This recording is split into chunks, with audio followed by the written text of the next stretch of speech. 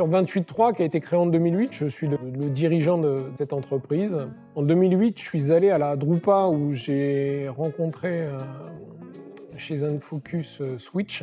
Et suite à une démonstration de Switch et tout ce que Switch pouvait nous apporter en termes de facilité de traitement sur des tâches très rébarbatives, j'en ai parlé à mon associé à l'époque qui n'avait pas, je pense, saisi l'intérêt de la robotique numérique, ce qui m'a aidé sur ma décision de redémarrer en fin de compte tout seul.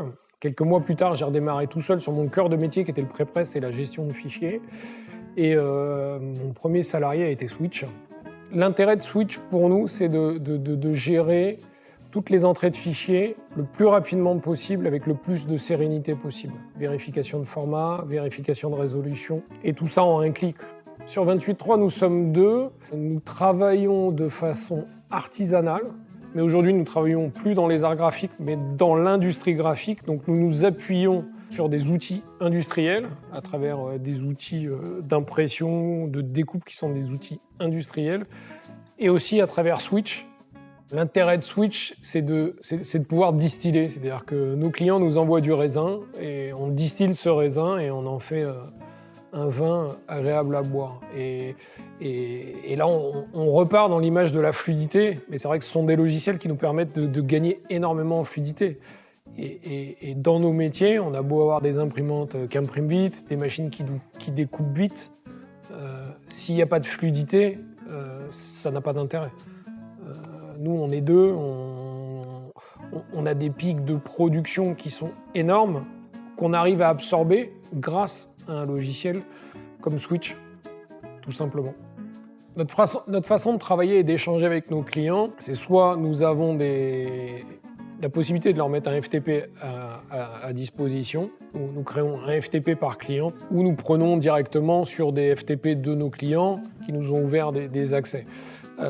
L'intérêt d'un logiciel comme Switch, c'est de pouvoir aller nous donner des informations en temps réel, c'est-à-dire que le client nous dépose un fichier et tout de suite on reçoit un email, on sait quel client a déposé, ce fichier il a déjà été transféré et a été analysé et déposé sur notre serveur, ou à l'inverse, le petit robot, il va aller scanner tous les FTP de nos clients en cognant toutes les 10 minutes. Il ouvre la porte, il regarde, et s'il n'y a rien, il referme et il rentre à la maison. Et s'il y a quelque chose, il cogne et il se dit tiens, il y a un fichier, il le prend, il le télécharge, il nous le dépose au bon endroit dans notre nomenclature et dans notre organisation sur notre serveur, et il nous envoie un email pour nous dire j'ai récupéré ce fichier de chez tel client et le fichier est sur le serveur. Dans le domaine de l'impression numérique grand format, le marché des machines est mature. Voilà. On arrive à des vitesses de production qui sont énormes sur toutes les machines, on arrive à des vitesses de découpe qui sont complètement optimisées parce que nous sommes sur du matériel industriel. Et notre problématique, il est de l'entrée des commandes. Parce que notre métier, c'est prise de commande, transformation, livraison. La marge aujourd'hui dans notre business, la marge elle est simple. On est sur des métiers concurrentiels, nos coûts de print, on les maîtrise.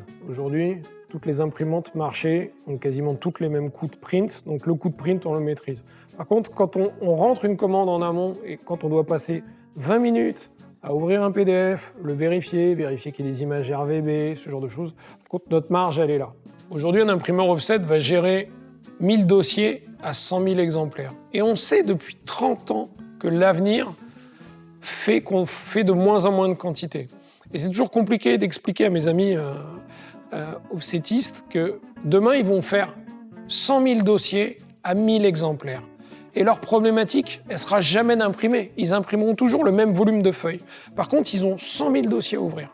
Et comment on ouvre 100 000 dossiers sans flux? J'attends toujours une réponse de leur part. Et c'est vrai en plus.